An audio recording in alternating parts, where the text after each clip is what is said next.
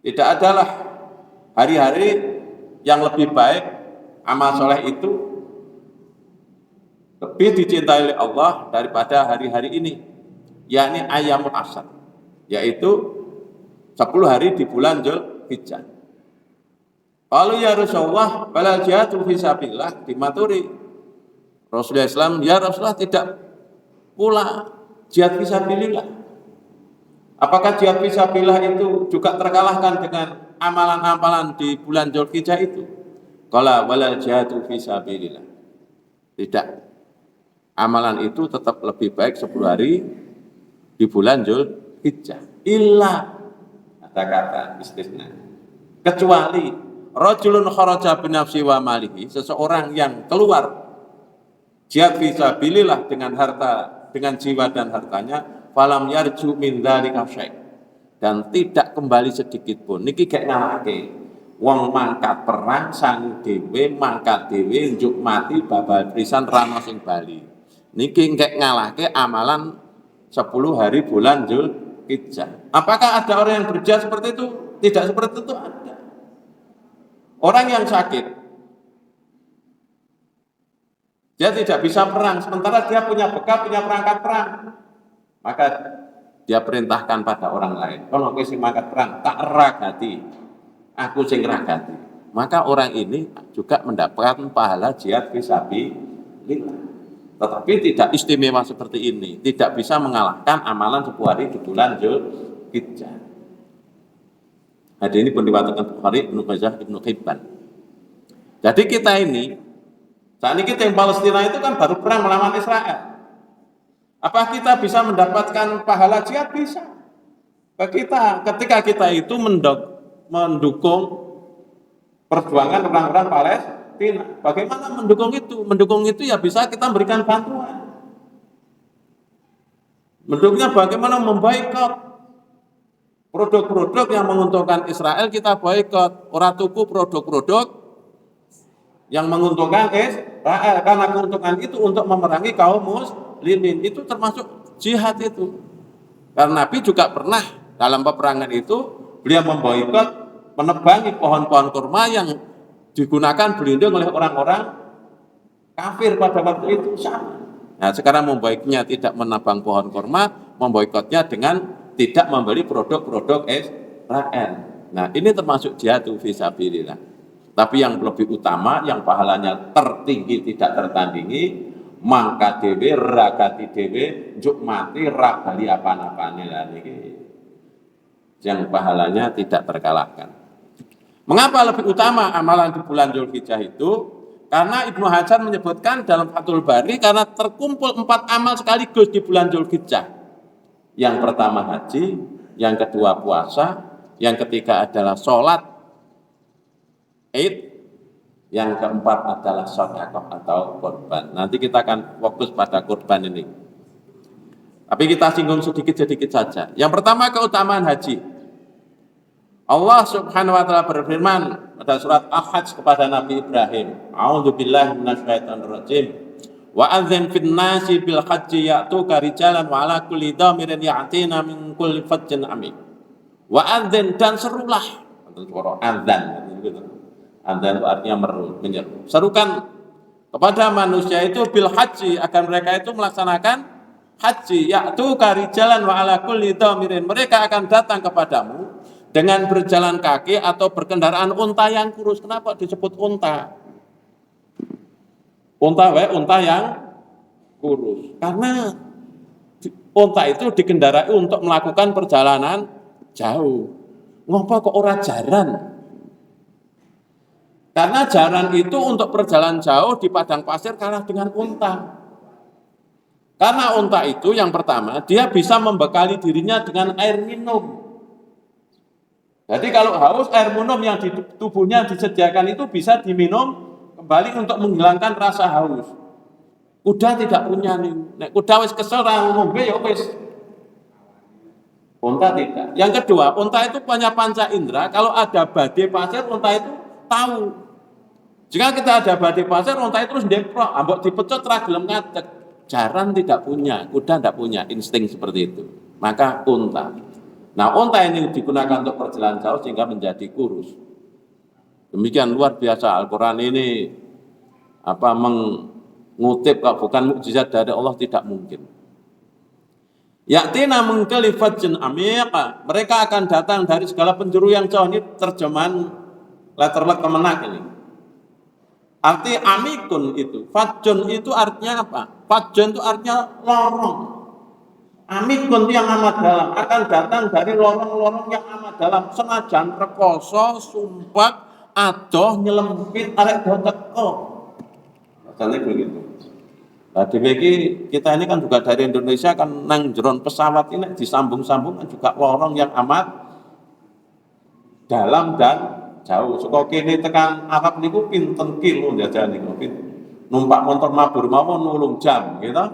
10 jam dari mulai naik sampai turun kan 10 jam. Jadi terbangnya itu 8 jam itu. 10 jam itu dari kita naik pesawat kemudian sampai keluar pesawat itu 10 jam, tapi terbangnya di atas itu 8 jam. 8 jam dengan kecepatan yang sangat tinggi seperti itu. Anak gigal gocean apa jajan. Nah, numpak sepur, gocean numpak bis gitu perlu. Anak ngono kae gigal, arek goceannya percuma, namun gocean ke gigal ya wis ngono. Masya Allah wa adhan. Ini adalah mukjizat dari Allah. Coba panggilan ini sudah berapa lama? Sudah 4.000 tahun lebih nih kalau buka nih. Yeah. Adam ke Nuh itu 1.000 tahun. Nuh ke Ibrahim itu 1.000 tahun. Ibrahim ke Musa itu 700 tahun. Nabi Musa ke Nabi Isa itu 1.500 tahun. Nabi Isa ke Nabi Muhammad 600 tahun. Saat ini pun 1.445. 4.000 tahun lebih. Pengunjungnya rem. Setiap hari. Sekarang kuota Indonesia itu 200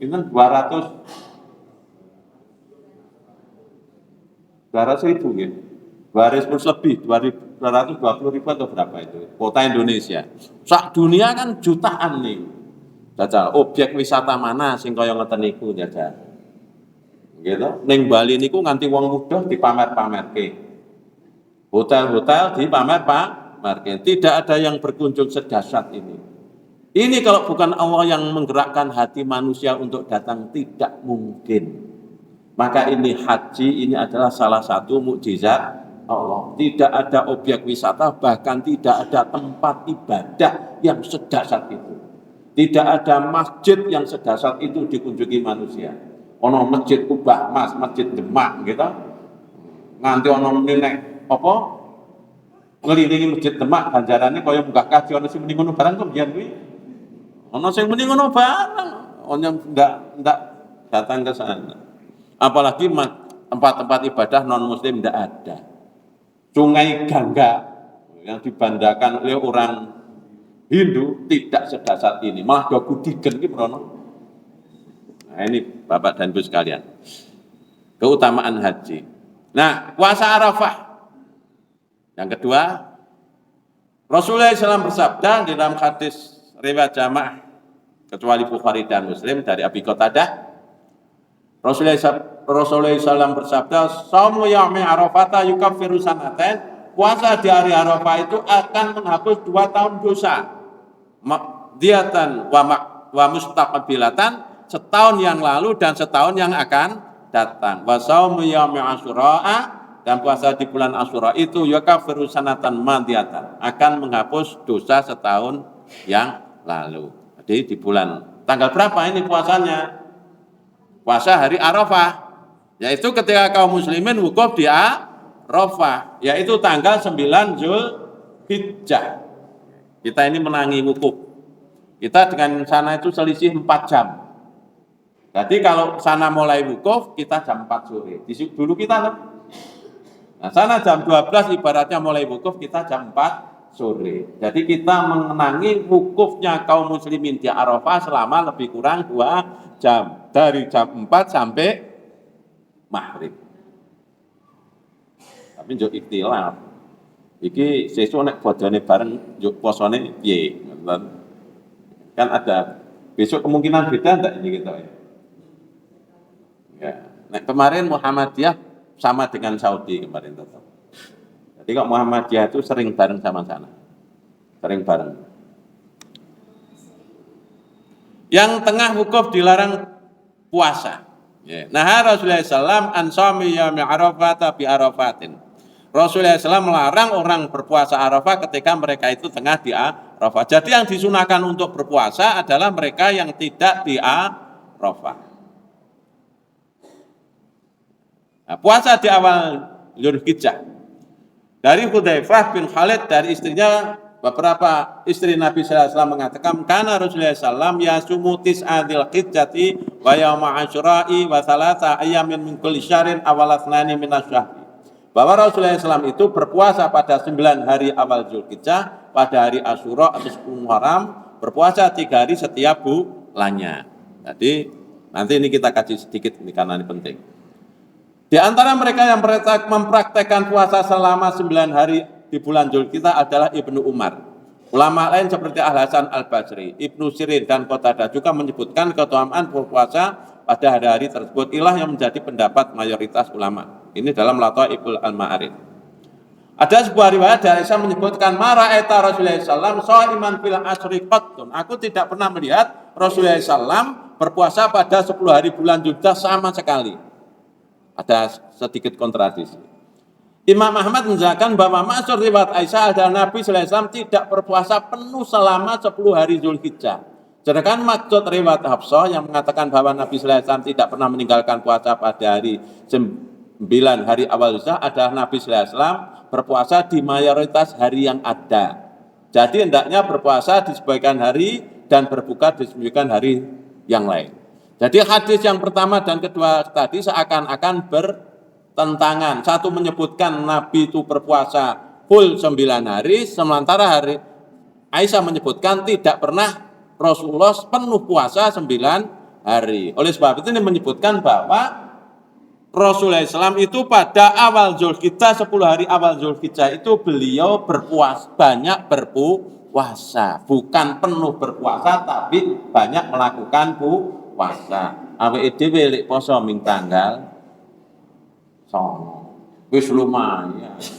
Dihapus dosanya 2 tahun lamanya, setahun yang lalu dan setahun yang akan. Tapi disunahkan banyak berpuasa di awal bulan Dzulhijjah.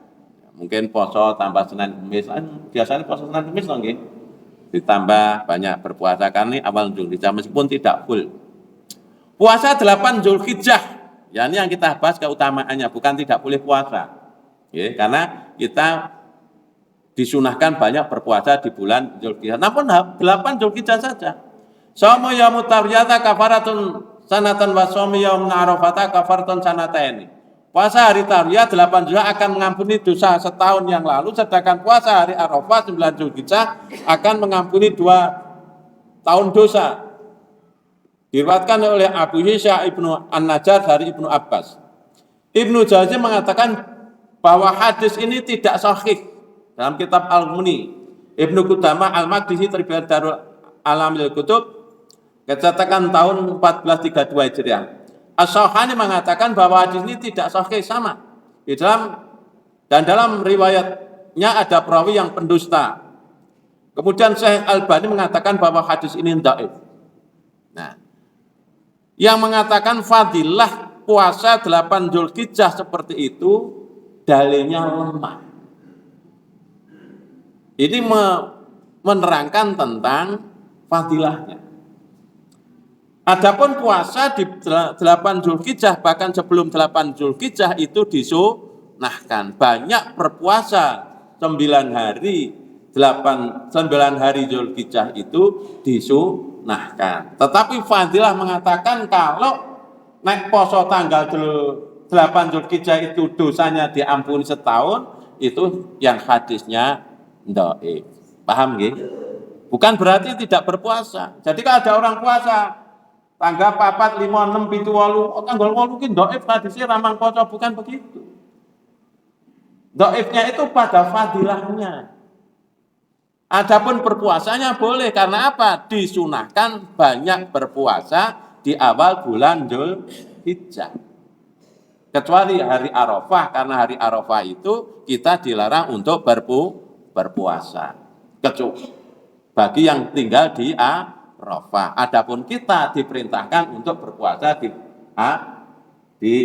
tanggal 9 Zulhijjah. Sebab teng mriku tanggal 8 sing poso nggih wonten munggah kaji niku.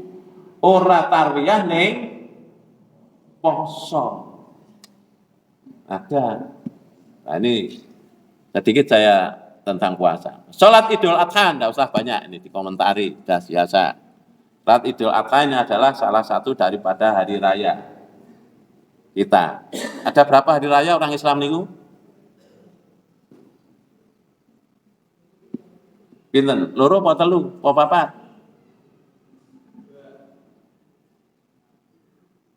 Hari Idul Fitri, Idul Adha, hari Jumat juga disebut hari rayanya umat Islam. Hari Jumat. Paham ya? Hari Jumat. Maka hari Jumat itu kita tidak sholat duhur, tetapi sholat 2 rakaat.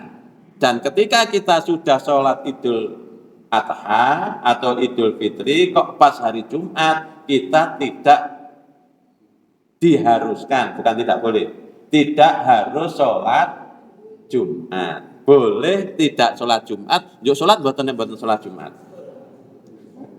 Nah, tidak sholat ya, tidak sholat Jumat, sholat duhur. Ndok ora, iki ora nganu, ndok ora Jumatan, ndok ora sholat. Kacau nih. Boleh tidak sholat Jumat, kalau tidak sholat Jumat ya sholat duhur.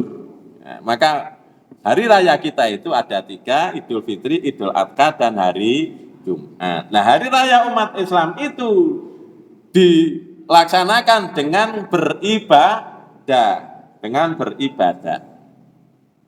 Baik, kita lanjutkan yang fokus. Penyembelihan hewan kurban. Hukum kurban yang pertama, ada yang mengatakan wajib bagi orang yang kelapangan. Ulama yang berpendapat demikian ada Rabi'ah, guru Imam Malik, Al-Auza'i, Abu Hanifah, Imam Ahmad. Dalam salah satu pendapatnya, Laid bin Sa'ad serta sebagian ulama pengikut Imam Malik dan Imam Ibnu Taimiyah. Yang kedua, sunnah mu'akkadah. Sunnah mu'akkadah itu sunnah yang ditekankan. Dan inilah pendapat mayoritas ulama, yaitu mazhab Imam Malik, Imam Syafi'i, Imam Ahmad, Imam Ibnu Hazm, dan mayoritas ulama generasi salaf hingga sekarang. Dari mayoritas ulama berpendapat bahwa berkorban itu sunnah mu'akkadah. Sunnah mu'akkadah itu sunnah yang sangat dikuatkan, sing sithik wae wis dadi wajib. Wah, ming sunah kok ya. Sing penting wajib. Wah, ya ming makruh kok ya. Ming to wong dhewe lak senengane ming kita niku. Ming makruh. Padahal makruh itu sedikit saja sudah menjadi haram. Dalil yang mengatakan wajib, mangkana lahu sa'atun falam yudakhi fala yaqrabanna musallana kata Nabi. Barang siapa yang berkelapangan namun tidak mau menyembelih hewan kurban, maka jangan sekali-kali mendekati tempat sholat saya. Ini yang menjadi dasar yang mengatakan wajib. Ya. Dari yang mengatakan sunnah dari Ibnu Mas'ud Al-Ansari radhiyallahu anhu, beliau mengatakan sesungguhnya aku sedang tidak berkorban, padahal aku adalah orang yang berkelapangan. Itu kulakukan karena aku khawatir kalau tetanggaku mengira korban itu adalah wajib. Hadis Abdul Razak Baihaqi dengan sanad yang sahih. Tata tulis ngarape ini. Demikian pula dikatakan oleh Abu Sariyah, aku melihat Abu Bakar dan Umar sementara mereka berdua tidak berkorban. Abu Bakar dan Umar pun pernah tidak berkorban. Hadis riwayat Abdul Razak dan Baihaqi dengan sanad yang sahih. Juga Ibnu Hazm mengatakan tidak ada riwayat sahih dari seorang sahabat pun yang menyatakan bahwa korban itu adalah wajib. Maka ini saya kutip dari kitab Fiqh Sunnah. Nah, oleh sebab itu korban itu adalah sunnah mu'akkadah. Tetapi kalau sampai kita tidak berkorban rugi, karena korban itu adalah termasuk amalan ibadah yang utama di bulan Zulhijjah. Dan malaikat berdoa, Allahumma a'ti munfiqan khalafan wa yaqul akhar Allahumma a'ti munfiqan talafan. Ya Allah, berikanlah ganti bagi orang yang berinfak. Dan yang kedua berdoa, ya Allah, berikanlah kehancuran bagi orang yang menahan hartanya. Setiap hari ada malaikat wis ngerti duit-duit kok ora kurban. Maka didoakan malaikat, ya Allah, berilah kehancuran bagi orang yang menahan hartanya alias pelit. Rokok saat ini regane pinten? Niki rokok gek 1000, kalau gek 13.000. Sekarang kan 20.000 katanya. Kalau orang rokok berarti orang ngerti blas, orang ngerti rego rokok kula. Ya, kalau 13.000 berarti satu bulan 390.000, satu tahun 4.680.000. Nek 2.000 berarti satu tahun 6 juta toh? Mongko tuku wedhus regane pinten nek wedhus? 2 juta oleh toh? Oleh. 2 juta. 32 itu nek wedhus gede, nek wedhus niku pun gede. Al Amin ngambil sapi 3.500.000 ya. 3.500.000, 3.500 itu sudah dengan untuk operasional nanti saya terangkan. Jadi kok tidak korban mongko lek ngerokok bendino, nah iki berarti ra mikir akhirat niki. Nggih, ngerokoke nglempus ning ra gelem korban, iki ra mikir akhirat nih. Nah, hawa nafsu yang dujo. Maka monggo. Nek wedhus kok ngene iki larang nek sing kaya ngono iki. Iki ora entuk 3 juta, 4 juta mbok oleh ora. Nek sing ngisor niki oleh niki. Nek sing dhuwur ora oleh. Nek sing ngisor niki oleh. Niki sing ngisor iki ana sing 2,5 juta, wonten sing 3 juta nek sing ngisor niki. Sapi. Hewan korban ada yang untuk korban adalah hewan yang gemuk, berbulu, bertanduk, sehat, cantik, menyenangkan pandangan mata. Mana hewan yang bagus untuk berkorban? Yang bertanduk. Nek digol oleh pola oleh. Asalkan bukan karena bijik pager njuk digol mboten. Digol sejak lahir boleh tidak boleh, tetapi yang bagus adalah yang bertanduk. Karena Nabi itu berkorban dengan yang bertanduk. Karena besok pahalanya itu akan dihitung dengan bulu-bulunya, tanduk-tanduknya, dan kuku-kukunya. Nek digul angsal mboten Pak Imam nggih angsal. Sing digul mawon nggih sing daginge akeh ngoten niku ta. Biasane ngoten niku to alasane. Nggih mboten napa-napa jenengan daging sing akeh ning ting akhirat kurang sumune mangke. Besok ting akhirat dadarane sumune cilik awung digul kok. Digul. Usia hewan korban adalah kambing kibasi biri-biri sedikitnya berumur 1 tahun. Atau namanya musinah. Jika tidak ada yang 1 tahun atau lebih. Nah kalau tidak ada yang 1 tahun maka tidak ada yang 1 tahun lebih, setidaknya 1 tahun. Jadi paling tidak umur 1 tahun. Syukur 1 tahun lebih. Nek 1 tahun kita orang yuta oleh Pak ya nek 1 tahun kira-kira ya. Yang cilik nika oleh kira-kira. Nggih mboten napa-napa duwene duit mung sak mono kok. Ning golek sing sungune tinting 1 tahun sungune wis tinting gurun niku. Ya. La tabau illa musinnatan.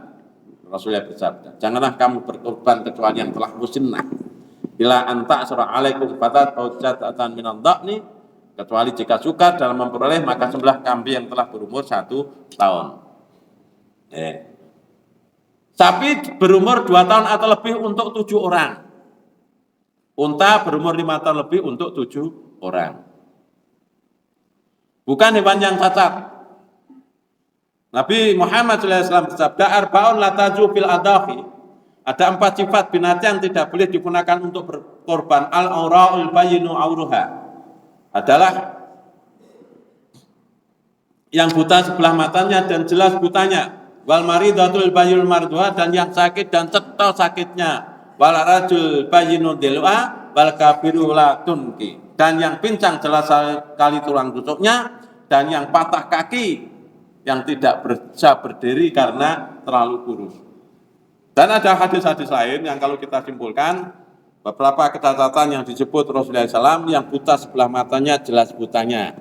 Nek mingkip-kip mboten napa-napa. Orang angger tidak buta, mingkip-kip, ngapa to? Kip-kip. Ning ora picek mboten napa-napa. Yang sakit jelas sakitnya cetok. Napa nek sakite wedhus niku? Wedhus nek sing kuru lara napa? Ora tau ngingu wedhus aku dadi gudigen nggih. Gudigen antrak. Antrak sapi nek antrak nek kambing nonton antrake mboten. Sapi biasanya antrak nggih. Antrak. Yang pincang, yang patah kaki, yang tercabut tanduknya, yang terpotong telinganya, yang kurus. Sampai tulang rusuknya nampak. Ora ana daginge ngono niku. Wedhuse jane wis gedhe ning kuru, ora ana daginge. Jadi hewan kurban adalah bukan hewan yang cacat atau kurus, tapi hewan yang sehat, normal dan gemuk. Nah, niki larang niki. Mau melihara hewan kurban. Kunna nusamminul adhiyata wa kana muslimuna yusamminuna. Kami para sahabat menggemukkan hewan kurban dan juga orang-orang muslim menggemukkan kurban mereka. Jadi hewan akan dikorbankan tidaklah digemukkan. Maka panitia harus menjaga hewan yang telah diterimanya sebelum disembelih itu untuk dipelihara sebaik-baiknya. Nek nampa kok rong dina sebelum disembelih ya kudu makani. Harus digemukkan. Aja wae sesuk disembelih wae ra pakani ra apa-apa. Niku kuwalat niku mangke. Enggak boleh, harus digemukkan.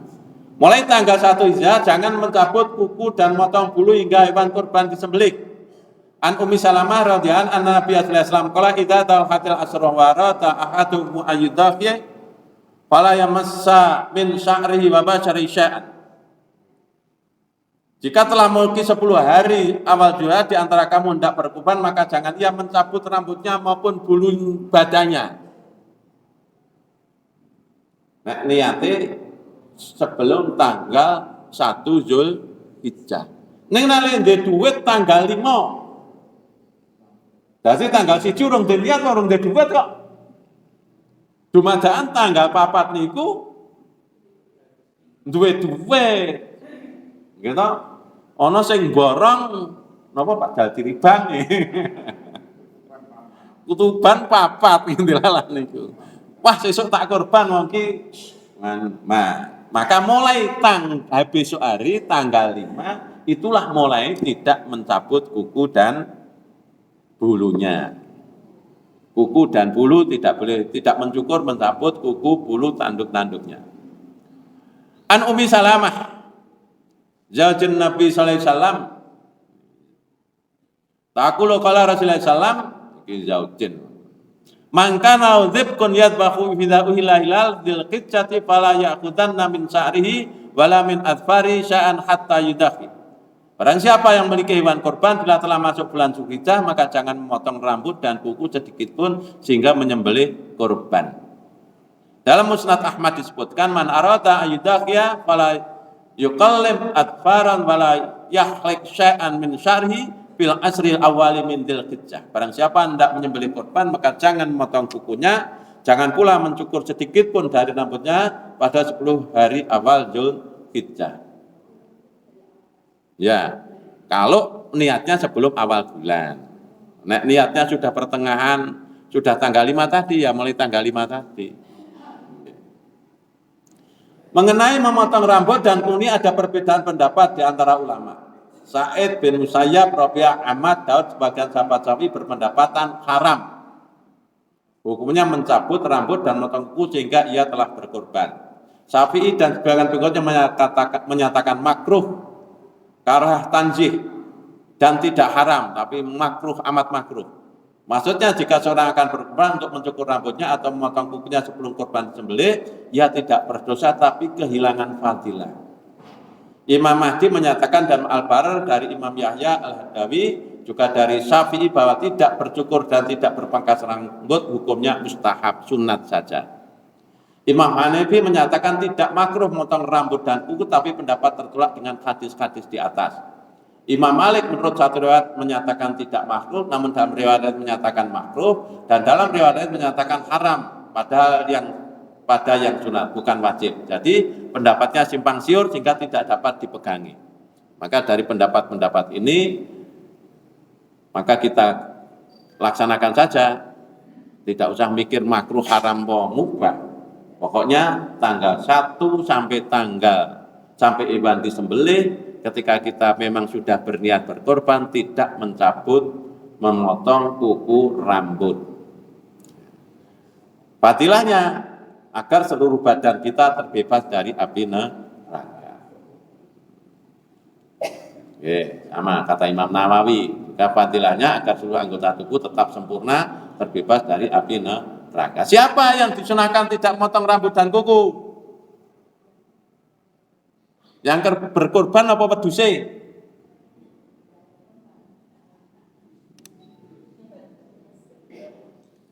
Ada dua pendapat. Yang pertama ada yang berkorban. Yang disunahkan tidak memotong dan mencabut rambut dan kuku adalah yang berkorban. Inilah pendapat mayoritas ulama.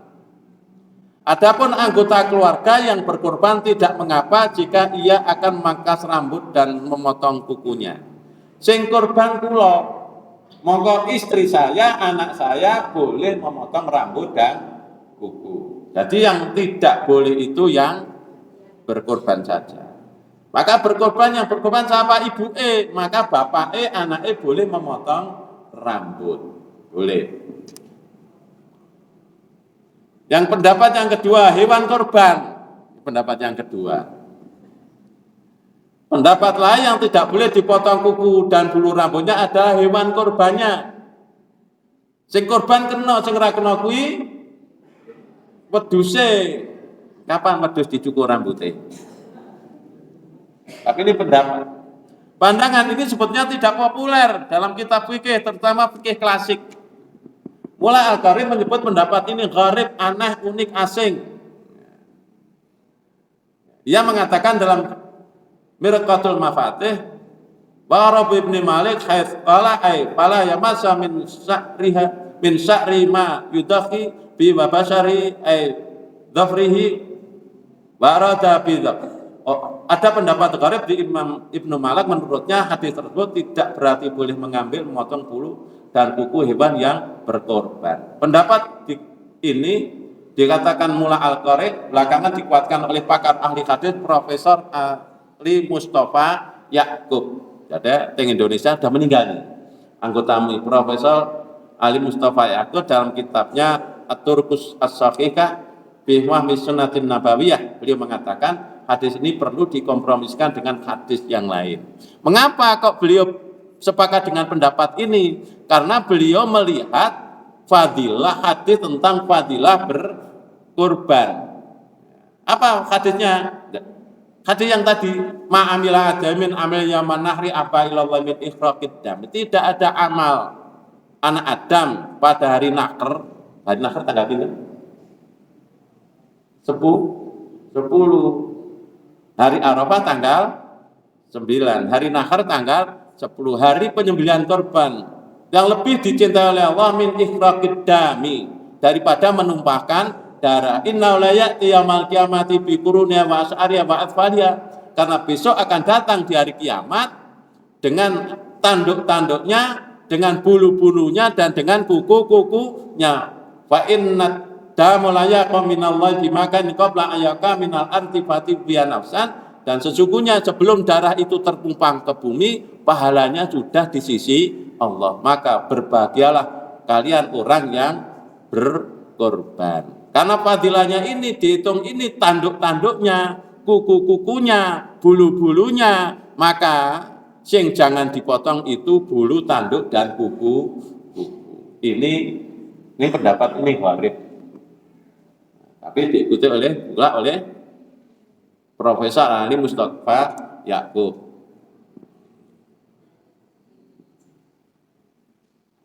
Juga hadis Tirmidzi li sahibiha bi kulli sa'ratin hasanah. Bagi orang yang berkorban setiap helai bulu rambutnya ada kebaikan. Ada hadis lain yang menyebutkan, ditanya Rasul, apakah bulu-bulu halusnya? Bulu-bulu halus itu sing halus-halus sing ketok niki. Rasul menjawab, iya, termasuk bulu-bulu halusnya. Inilah yang menjadi pertimbangan Profesor Ali Mustafa Yakub menyepakati pendapat meskipun sedikit itu, bahwa yang tidak boleh dipotong adalah bulu rambut dan kuku daripada hewan kurban. Ya. Bagaimana kita padukan dua pendapat biar kedua-duanya dapat?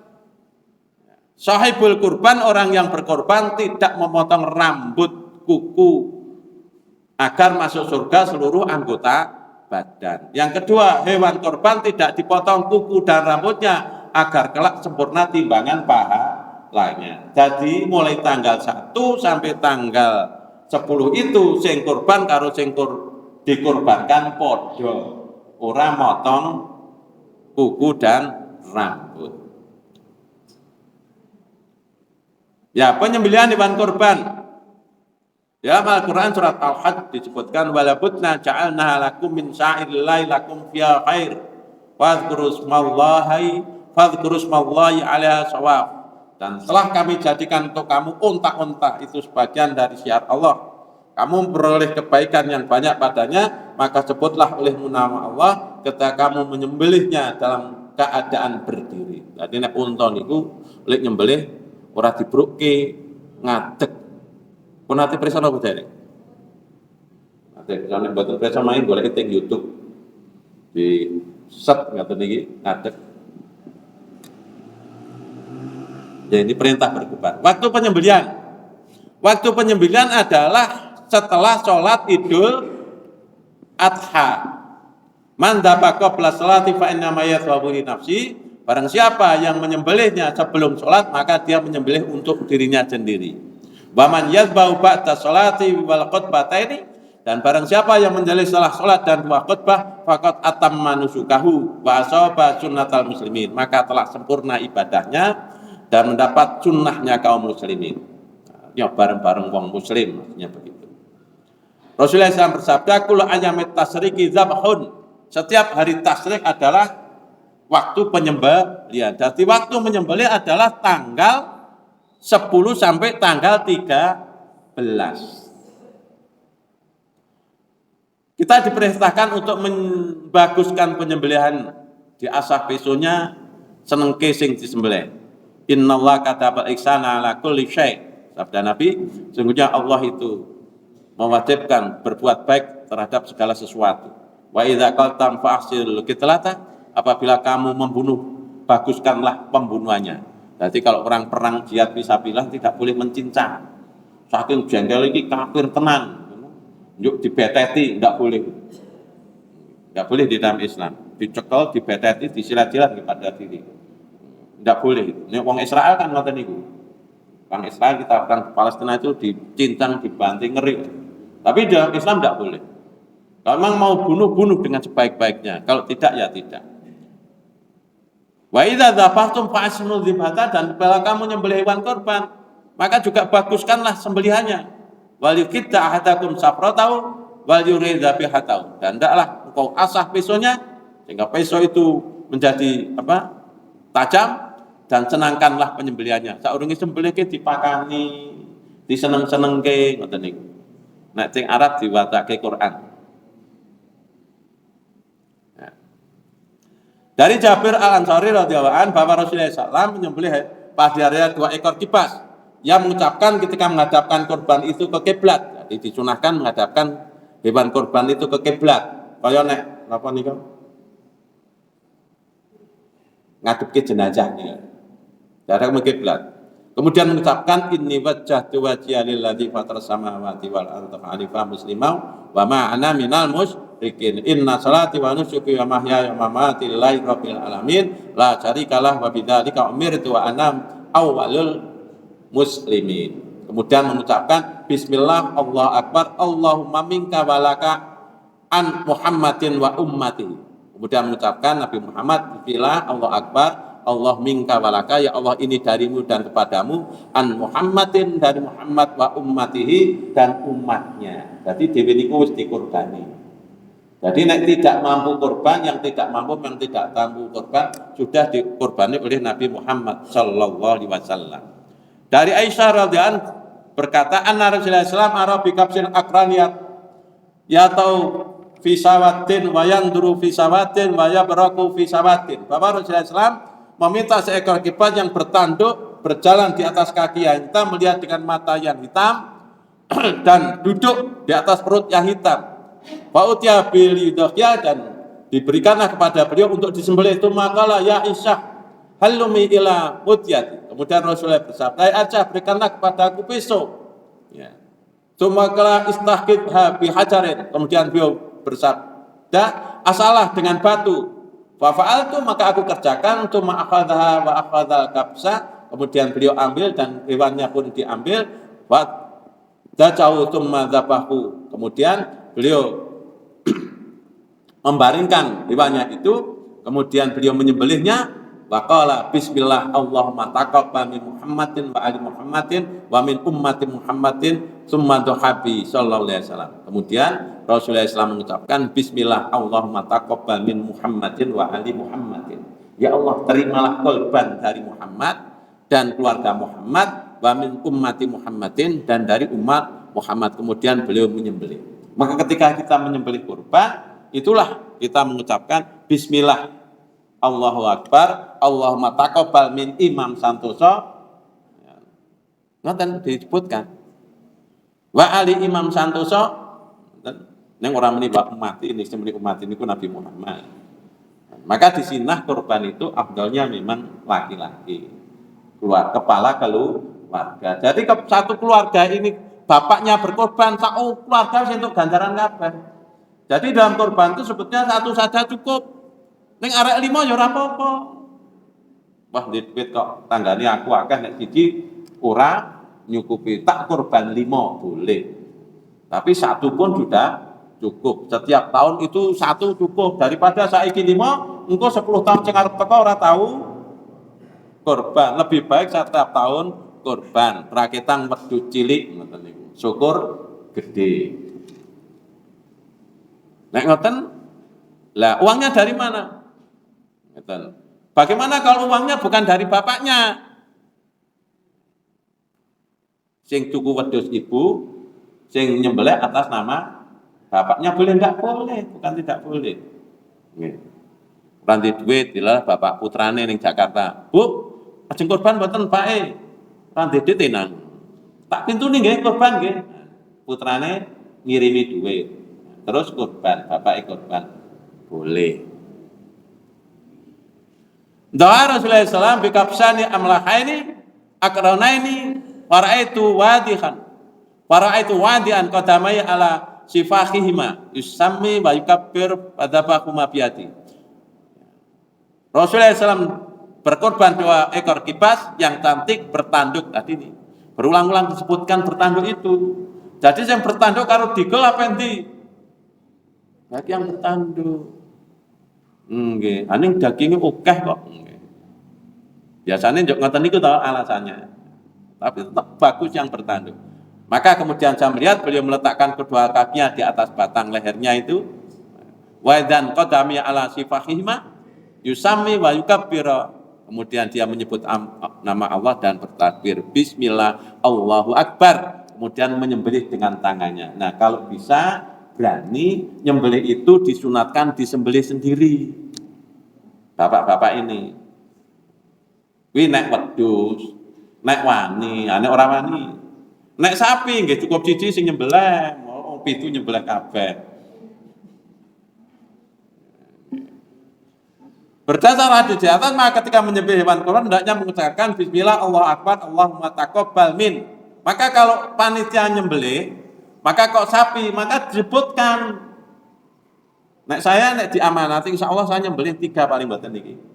Nek nggen kula dhewe tak sembelih teng omah wong nggen kula nggih butuh tanggane kula. Saya menyembelih mengumpulkan daging kurban, mengumpulkan hewan kurban untuk 3 binaan minoritas muslim. Ajeng titip kula nggih kenging nek melu-melu. 1 di Kenalan.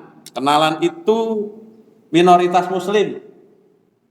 Jadi di sana itu sak desa niku Kristen kabeh, Katolik kabeh. Mboten Katolik, Kristen Jawa. Sing Islam niku tinggal berapa kakak pada waktu itu? 7 kakak, sekarang mungkin udah mundak lah. Udah tambah-tambah 9 kakak sekarang, 9 kakak. Kemudian yang kedua di Wak Dugun, itu juga minoritas muslim. Niku ngeri meneh kondisinya, sampai kita bikinkan musola pada waktu itu ditolak, tapi dengan perjuangan yang sangat panjang akhirnya bisa dirikan. Yang ketiga di Keruk Batur, Majak Singi, Borobudur. Kita nyembelih juga di sana insya Allah. Itu masya Allah di sana. Tahun 2010 nek Idul Adha sing nyembelih sapi itu wong Kristen. Ngeri toh. Saya tahu masuk sana ketika meletus Gunung Merapi, kemudian kita pada waktu itu menyalurkan ada Pak Imam, Bu ampun teng daerah dukun mawon, mriki niki enten sing ngeri nek masalah kristenisasi pun di monggo kula aturi rawuh. Saya datang ke sana, saya datang di daerah Keruk Batur itu di Majak Singi. Masya Allah, ngeri sekali. Jadi tanggal 10 itu wong Kristen do tuku sapi disembelih dipangan wong Islam, jadi banget itu. Itu kenyataan, bukan cerita bohong. Betul, ngeri. Maka kemudian kita mulai tahun 2010 itu nyembelih hewan di sana sambil. Alhamdulillah sekarang yang simpati bukan hanya kita, sudah banyak dari Jogja, karena perbatasan dengan Jogja itu. Kemudian datang dan alhamdulillah kemarin kita selalu melakukan seperti itu. Nah, kita ini tiap tahun baru mampu 3, dan ini daerah minoritas ngotenting belang akeh banget ASEAN. Tapi kita baru mampu itu. Maka kita juga mengumpulkan itu untuk disembelih di sana. Nah, kalau saya menyembelih itu saya berikan banner. Tahu banner karena wong disuruh mesti lek iso ndonga. Tak teng banner saya tulis bismillah Allahu akbar Allahumma taqabbal min. Nah, tak cuci 1 2 3 4 5 6 ngriko gari maca wa ahlihim dan keluarganya. Tak tulis. Dadi sing nyembelih tak wanti-wanti jenengan sing nyembelih niki diwaca riyen nggih. Maca wajah tunjuk niki diwaca Allahumma taqabbal min 1 2 3 sebut jenenge bin sapa niki bin sinten binken wa ahlihim. Ngoten juga disembelih. Nah, tuntun begitu. Dan ini tugasnya panitia.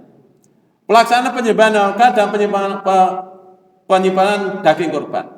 Pra penyembelihan korban usahakan suasana tenang, tidak gaduh agar mengurangi risiko hewan cemas stres. Apa ciri stres? Ekornya dikibas-kibaskan. Jadi ono wedhus sapi kok ekornya diubah-ubahke, kuwi tanda stres. Jadi kalau ada orang kok bokongnya dikibas-kibaske, padahal stres ya.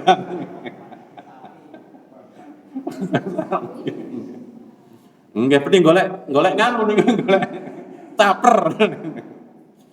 Kedua, hewan yang akan disembelih dilarang melihat hewan lain yang disembelih, melihat hewan lain dikuliti, melihat genangan darah. Diusahakan seperti itu. Jangan melihat hewan lain disembelih, jangan melihat hewan lain dikuliti, jangan melihat genangan darah. Ning niki gak angel teng Arab nggih mboten niku. Nggih, teng Arab nek wedhus niku jan masyaallah. Wah, akeh kok nggih. Nyembelih wedhus niku menggo pesu sak menten iki. Set jan cepet banget niku. Ning teng kita setake Quran. Ora ono sing nimbak, ngoten mboten niku. Kok do nyilek meneng bae to ngoten. Ini cepet banget teng Arab. Nah, mungkin di sini besok dicoba harus lagi Quran. Sing seru Quran. Buat tali pengirat yang berusaha melewati hidung sapi, tali ini sangat membantu menjinakkan. Ini ahline pun bentar pacake. Jika sapi stres dan lari, jangan kejar beramai-ramai, cukup 2 orang saja dengan teknik nomor 3 di atas. Wanita tidak dilarang menyembelih korban, tetapi sebaiknya laki-laki. Nah, orang no bapake, jelalah mbok rondo. Gitu. Anak ebera ning omah, sebelah dhewe ra apa-apa. Bismillah Allah taqabbal nek wani. Nek ora wani nggih kok nyembelih ke wong liya. Penyembelihan dan perobohan hewan kurban diarahkan menghadap kiblat, adab kepala di selatan, 4 kaki di barat. Ada yang telah disebut tadi di atas. Nggih, tidak usah bacakan lagi. Adabnya di hadapan ke kiblat. 2. Membaca basmalah, wajib takbir doa dengan menyebut sahibul kurban. Dan sekarang viral ini haram hewan yang disembelih orang yang tidak sholat pun viral. Dan ternyata ini ada juga ketentuan dari pemerintah. Jadi nek enten yang korban arek disebut kudu sembelih sing sholat. Senajan to sing sholat kurang ahli nyembelih. Ono ahli nyembelih ning ora sholat. Jangan. Karena ada pendapat haram. Mengapa haram? Karena orang tidak tarikus sholat, orang yang meninggalkan sholat itu fakat kafar, sudah kafir. Kan beda yang membatasi orang iman dan kafir kan as-sholat. Faman taraka fakat kafar. Siapa yang meninggalkan sholat telah kafir. Meskipun kafir di sini menjadi perbedaan ulama. Ada mengatakan itu ada kafir amal, tapi bukan kafir i'tiqad. Karena dia masih syahadat, naik Jumatan sok melu Jumatan, nek Idul Fitri apa meneh mesti melu ning arep dhewe ngoten misalnya. Ning nek 5 wektu ora sholat, orang mesti sholat. Nah, ini ada berpendapat, ini ada bukan kafir i'tiqad tapi kafir amal. Tapi betapapun juga menghindari semuanya lebih baik yang sholat. Nah, kafir itu ada kafir i'tiqad dan kafir amal. Nah, sing kafir i'tiqad itu jelas tidak akan masuk neraka. Tapi nek kafir amal, engko mlebu neraka, sik nebus dosane, gek mlebu warga keri dhewe lebare wong alamin pokoke. Ketiga, menghindari pelakuan menyiksa. Pisau tidak tajam, memelintir kepala, memotong sumsum tulang belakang karena fungsi dan seterusnya. Pokoknya jangan disiksa. Sahibul kurban paling berat atas sembelihan termasuk menyembelihnya. Jika belum berani maka boleh yang lain. Nah, pastikan hewan kurban sudah mati sebelum dikuliti. Lihat refleks matanya, sentuh perlahan mata hewan. Lihat refleks ekor, tekan ekor sampai tidak bergerak. Lihat refleks kuku, tekan daging yang ada di antara dua kuku. Dan seterusnya. Niki ahli nih, makanya kudu sinau khusus. Nah, penyembelihan dan penyimpanan hewan kurban, daging kurban. Yang pertama, cek limpahnya. Jika warnanya seperti terbakar, maka diindikasi kena antrak. Oke, makanya nopo daging kurban kok rupane ireng kaya kobong, ramang didahar. Dikuak. Oleh sebab itu, panitia kurban kalau misal kau nyembelih kurban kok jebulane bar disembelih kok dagingnya ireng-ireng. Antrak. Tapi yang dulu ini piye ganjaran sing kurban ini. Gitu? Nah, itu wallahu alam. Niatnya wis niat Pak, kurban. Sudah niat dan menyelamatkan itu lebih baik daripada tidak selamat. Cek hatinya jika terdapat cacing, artinya ono uget-ugete, cukup bersihkan dan tidak perlu dibuang. Cacingnya tok sing dilangi. Bar kuwi dimasak sampai masak insyaallah hilang. Karena itu tidak akan menimbulkan banyak. Daging sensitif aroma, maka saat memotong daging upayakan memotong dalam keadaan bersih. Jauhkan dari asap rokok, asap dapur pembakaran karena akan mencemari aroma daging. Jadi nek sing rokok ojo melu beteti. Ojo melu ngeleti sing rokok. Nek ngeleti ojo karo ngrokok. Abape kuwi wis marake ngono kok. Nggih abape wis marake ora karuan kok. Kula niku mboten ngerokok, Bu. Dan saya enggak pernah ngerokok. Ning nek wonten genduren, kan kula genduren wong mati ra teko. Ning nek genduren nanggon wong di anak, wong arek ngantenan, arek mantu kula teko. Lah niku kula bali mesti klambine mambu rokok niku. Padahal kula ora ngerokok. Lah ini klambi fakta. Jadi kalau ngelatih hewan kok dengan rokok, maka akan bau rokok. Jika tidak disimpan daging kurban jangan dicuci. Jika dicuci kuman-kuman yang ada di air bisa masuk dan tinggal di dalam pori-pori daging. Ramang dikumbah langsung plastiki lebokke kuskas. Oke. Jika daging banyak jangan menyimpan daging utuh 2-4 kg di dalam freezer. Cara yang benar, potong daging-daging berukuran kecil-kecil lalu simpan di dalam plastik berukuran setengah kilogram atau 1 kilogram. Jika mau masak, ambil 1 kantong kecil, biarkan yang lain tetap beku di dalam freezer. Insya Allah daging dalam keadaan beku dapat disimpan sampai dengan 1 tahun. Apa meneh jadi dendeng. Boleh menyimpan sampai 1 tahun? Boleh, nanti ada. Boleh. Hindari membersihkan jeroan di sungai, karena sudah tidak terjamin kebersihannya oleh limbah kimia. Ya, lebih baik disiapkan tempat khusus pencucian dan air bersih. Jadi nek ngumbah jeroan aja ning kali. Jawab nek teng mriki jeroan tak di darat ta, Bu? Dimakan toh Bu di sini, ndase jeroane kikile torpedone pokoknya dilalap kabeh nek teng mriki. Nek teng Arab mboten matur sing pun tidak haji. Di Arab niku ndas sikil jeroan torpedo dibuat. Saya tidak tahu dibuat gimana. Saya sudah buktikan. Saya menunggu penyembelihan bukannya 1 kali 2 kali. Dan saya pernah minta daging untuk kita makan. Karena jamaah haji pada waktu itu Pak Imam, mbok kula nganu suwun ki daging mangke kula tongsengke, kula masakke. Ning dimasak tenan lho nggih. Aja nganti mubatir mane-mane mubatir. Tenan lho nggih. Nggih tak janjani tenan, Bu. Ah, kula dikai 2 wedhus. Ning wedhuse ora gede kaya mriki, wedhus Pak. Wedhus. Bersih, tidak ada jeroannya, tidak ada kakinya, tidak ada kepalanya. Ming niku tok dikeke. Tak keke dimasak tenan, wah kangen tenan. Masakan Indonesia nek teng mriko niku wis setengah sasi. Kangen tenan karo masakan. Mbah rupane kurban, mbah rupane Napa tongsen baru panik gule niku tetep beda kok masane Indonesia niku pancen enak tenan. Enak tenan. Napa jeroan wae enak teng Indonesia niku ta, teng mriko mboten wonten. Arek jajan jeroan teng mriko mboten wonten. Arek didan napa brongkos kepala kambing ora ono teng arep niku. Mboten wontene teng mbak nok teng goran niku. Nggih masyaallah itu. Mudah. Wah niku Bu, bandeng akeh nganu. Dilebokke kulkas niku mengo sithik mingan. Sesuk wis mampu. Jadi kalau kita menyimpan di kulkas tutup rapat-rapat. Ya, di freezer mengo sithik Pak, cuma mengo sithik di freezer. Di hotel itu mengo sithik itu Pak. Sesuk dijual dimasak sebagian sudah baru Pak. Jadi hati-hati menyimpan daging kurban.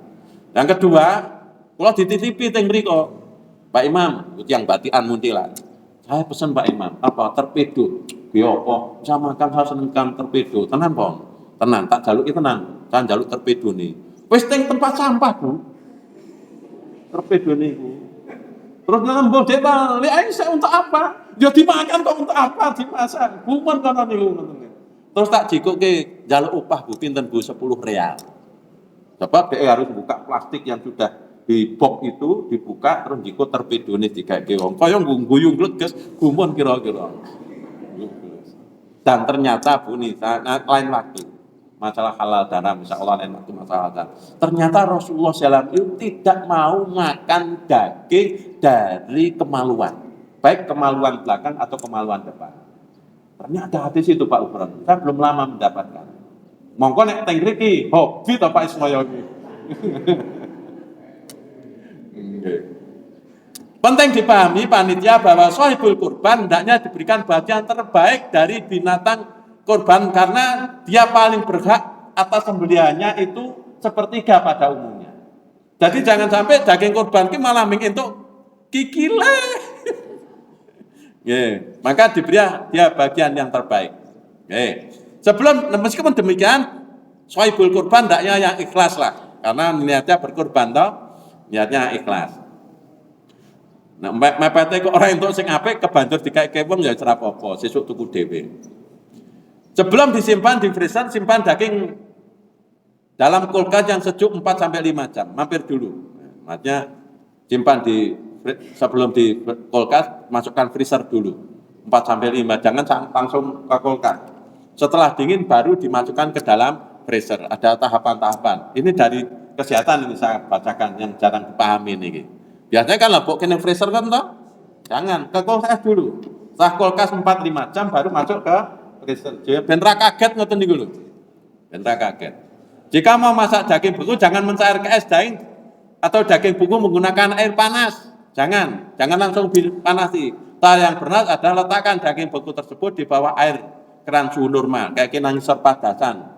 Dalam keadaan daging masih terbungkus rapat dalam plastik, jadi masih masih kaku itu kayak kinang pancuran itu di keran. Setelah daging kembali empuk, buka plastik, cuci daging hingga bersih, tiriskan lalu baru dimasak.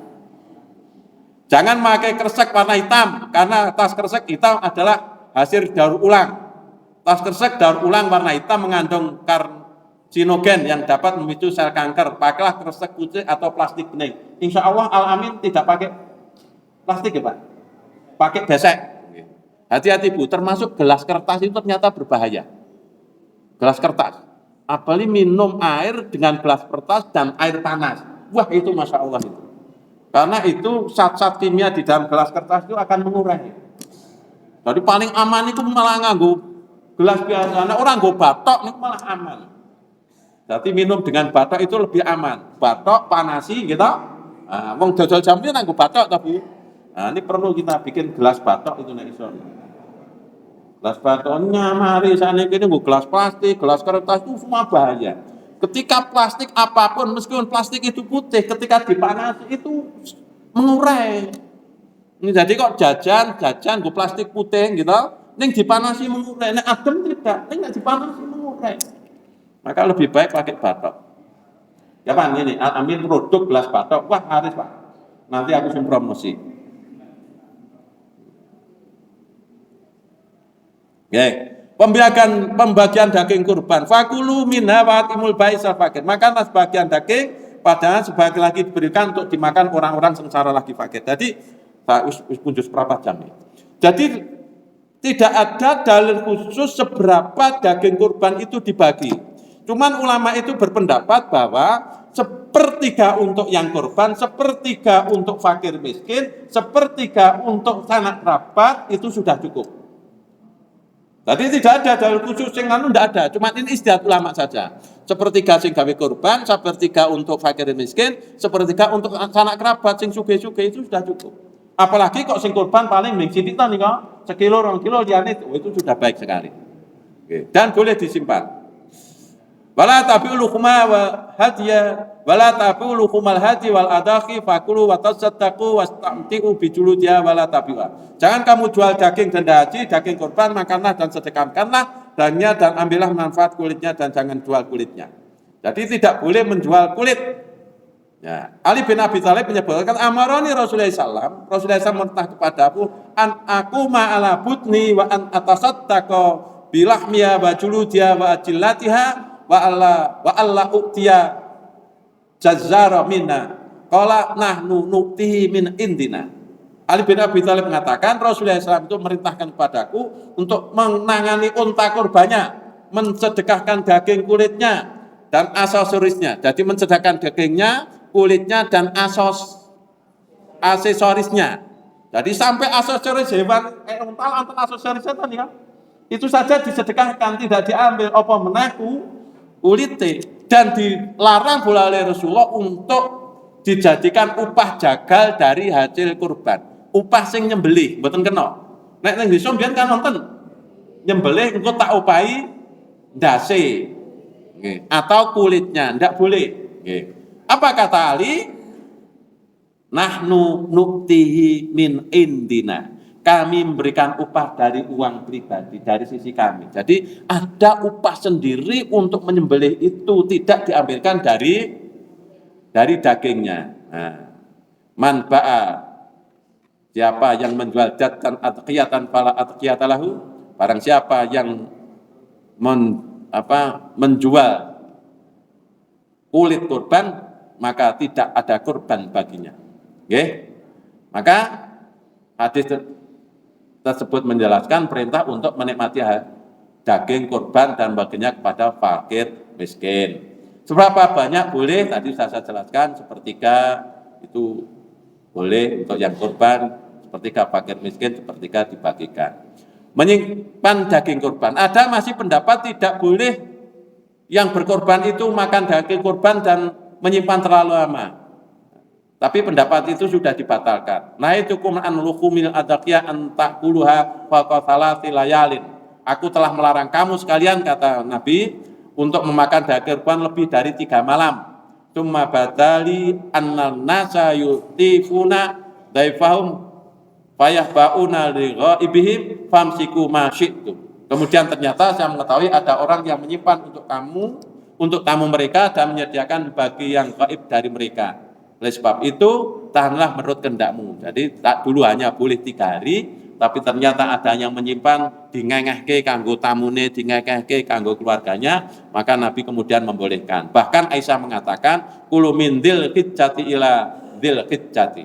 Makanlah daging kurban dari bulan Dzulhijjah sampai bulan Dzulhijjah. Ini kok wonten sing kurang ngetik iki.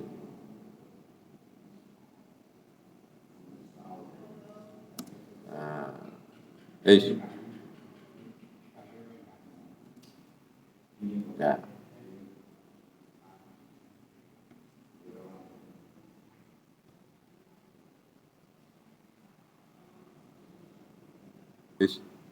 Kok malah Melayu?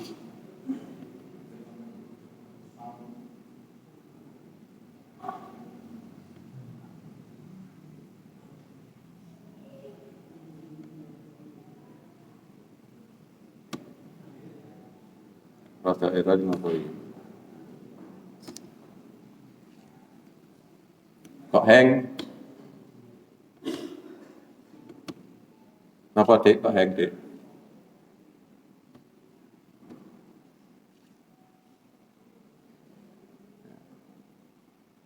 Maka kulit daging kurban tidak boleh dijual. Menjual adalah menukar sesuatu baik ditukar dengan uang ataupun dengan barter. Orang gelem megar. Apa orang gelem?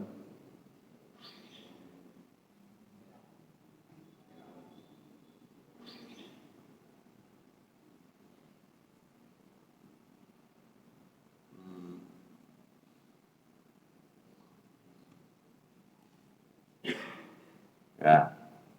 Oke, keputusan NU juga demikian. Tidak perlu saya bacakan, tidak boleh. Maka panitia kurban tidak boleh dapat jatah kurban.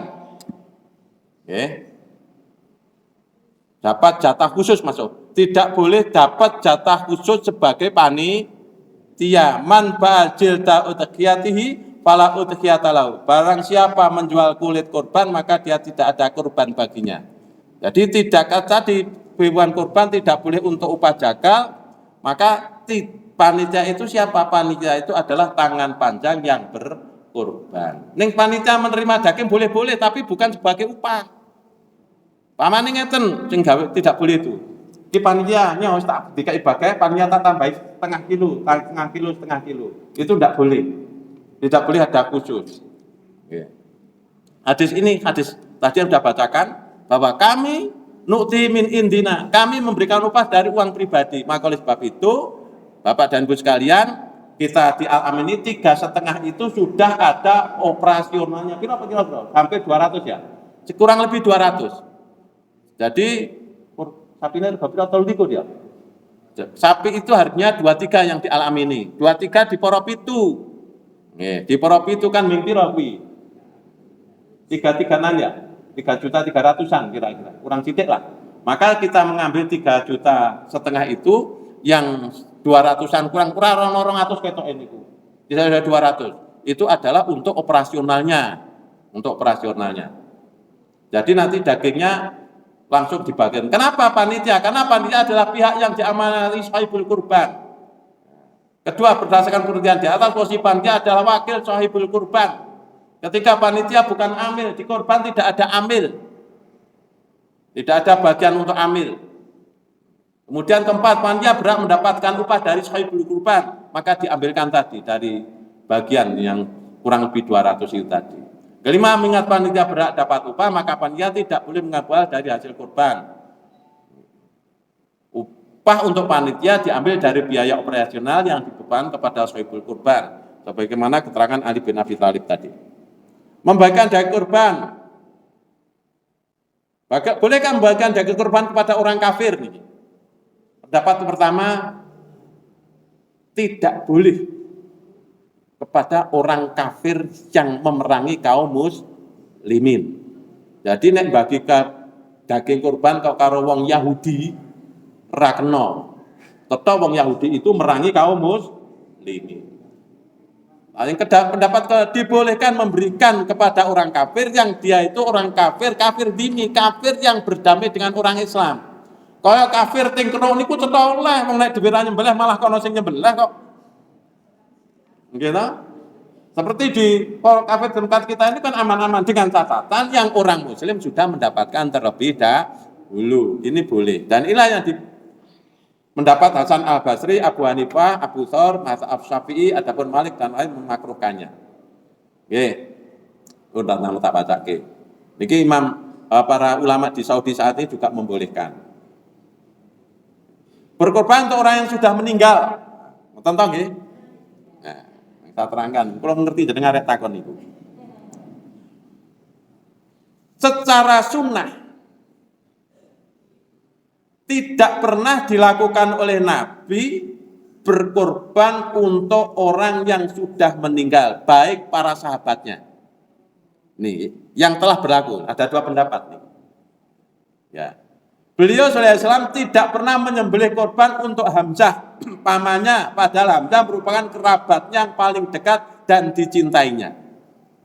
Beliau juga tidak pernah berkorban untuk anak-anaknya yang telah meninggal di masa hidup beliau, yaitu 3 wanita yang bersuami dan 3 putra yang masih kecil. Tidak pernah. Nabi sallallahu alaihi wasallam juga tidak pernah menyembelih korban untuk istrinya Khadijah yang amat sangat dicintainya. Tidak pernah. Demikian juga Tidak ada berita jika para sahabat menyembelih korban bagi orang yang telah meninggal.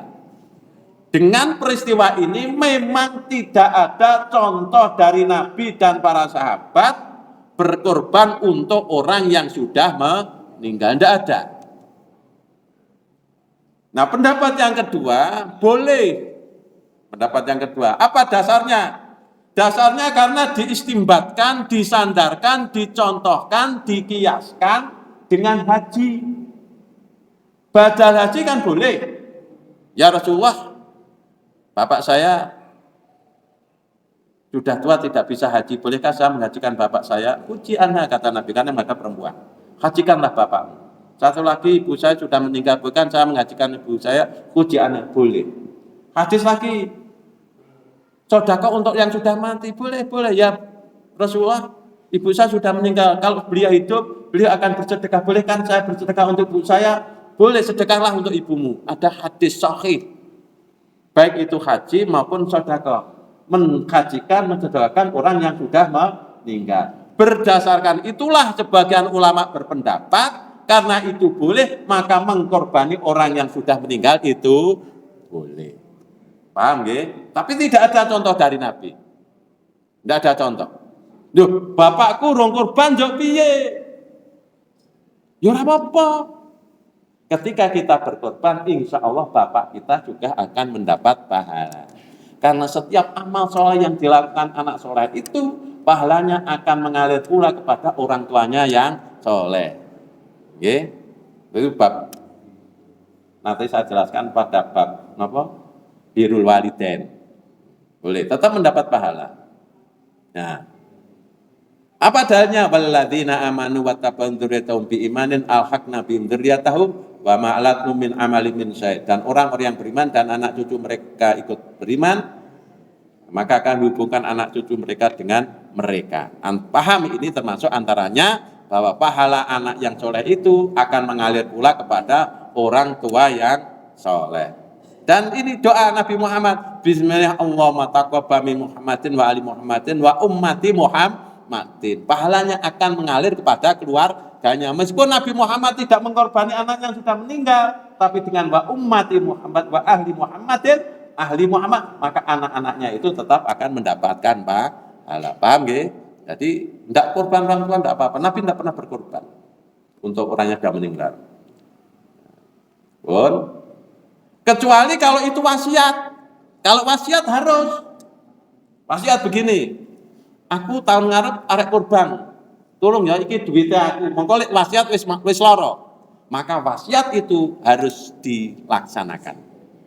Tidak boleh, karena itu wasiat. Paman badalau ba'da ma sami'u fa innama itsmu 'alal ladzina yubaddiluna innallaha sami'un 'alim. Barang siapa yang mengubah wasiat itu setelah dia mendengarnya, maka sungguhnya dosanya adalah bagi orang yang mengubahnya. Sungguhnya Allah Maha mendengar lagi Maha mengetahui. Surat Al-Baqarah 181. Wala tadkhiyata anil ghairi bi ghairi izni wala an mayyiti illam yusibiha. Tidak sah berkorban untuk orang lain yang masih hidup dengan tanpa izinnya. Jadi kalau kita akan berkorban untuk orang lain harus dengan izin dulu. Tidak boleh langsung, aku seneng karo Pak Sodik, orang ngomong Pak Sodik langsung tak korbani atas nama Pak Sodik.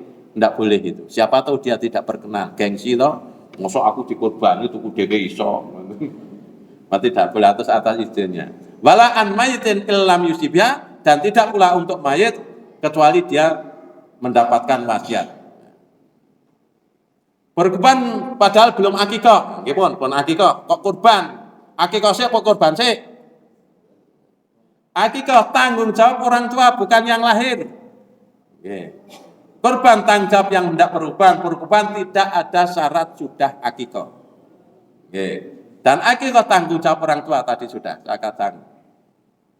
Sa'altu Ahmada anir rijali yubiru walidahu annahu lam yu'ik anhu hal yuki an nafsi qala dzalika alal ab. Saya bertanya kepada Imam Ahmad tentang seorang yang diberitahu orang tuanya bahwa dia belum diakikahi, bolehkah saya mengakikahi diri sendiri? Kata Imam Ahmad, itu tanggung jawab ayahnya, bukan tanggung jawab kita. Korban mencukupi akikahnya. Bagi orang yang belum berakikah, maka dengan berkorban itu sudah mencukupi akikahnya. Oleh sebab itu kita orang takon-takon, aku wis dikawinke urung ya. Nek urung tak akikah sik ndak perlu. Pokoknya kita kurban, kok kita dulu belum akikah, sudah mencukupi akikahnya. Pun cukup. Habis, napa malih yang ditanyakan? Monggo. Cek itu. Ya.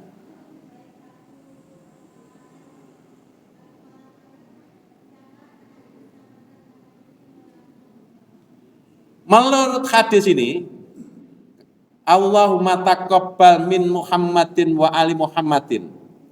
Kalau menurut hadis ini, ketika ayahnya itu berkorban, maka seluruh keluarganya sudah termasuk yang berkorban. Jadi cukup ayahnya. Tapi anaknya bukan berarti tidak boleh anaknya berkorban, berarti tidak boleh, boleh saja.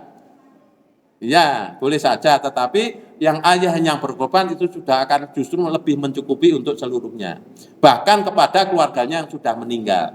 Nek bujang kan minggu dhewe duran. Duwe anak tak kai duit ning gawe dhewe to, rumbe anak to niku ming dhewe to mahan itu. Ada lagi monggo? Monggo. Hari Jumat tidak ada sholat zuhur. Ya. Karena saya sakit di rumah saya sholat dua rakaat apa-apa rakaat. Ya. Yang kedua ketika bapak saya masih hidup, Pak ini makanya sudah akan mendaftar, saya daftarkan haji, tapi ternyata sebelum dia Meninggal. meninggal. Tapi saya sebagai anak baca Ya. Oke. Terima kasih. Sholat Jumat itu adalah harus dengan syarat berjamaah di masjid. Jadi kalau tidak jamaah di masjid, tidak sholat Jumat. Ibu-ibu yang tidak sholat Jumat, tapi sholat duhur. Maka ketika kita sakit tidak sholat Jumat, maka kita sholat duhur. Paham ya? Nah, kecuali kalau kita menjamak kosor, kecuali kita mengkosor, kita bepergian, maka kemudian kita sakit, kita bepergian, kita mengkosor sholat, maka cukup 2 rakaat. Padha karo sholat Jumat. Tapi 2 rakaatnya bukan karena sholat Jumat, tapi karena musafir. Jadi kalau tidak sholat Jumat ya sholat zuhur. Satu Pak nggih. Lagi kemudian yang kedua tentang haji. Badal haji karena sudah berniat maka dibadali. Boleh. Jangan sudah membadali bapaknya, sudah boleh.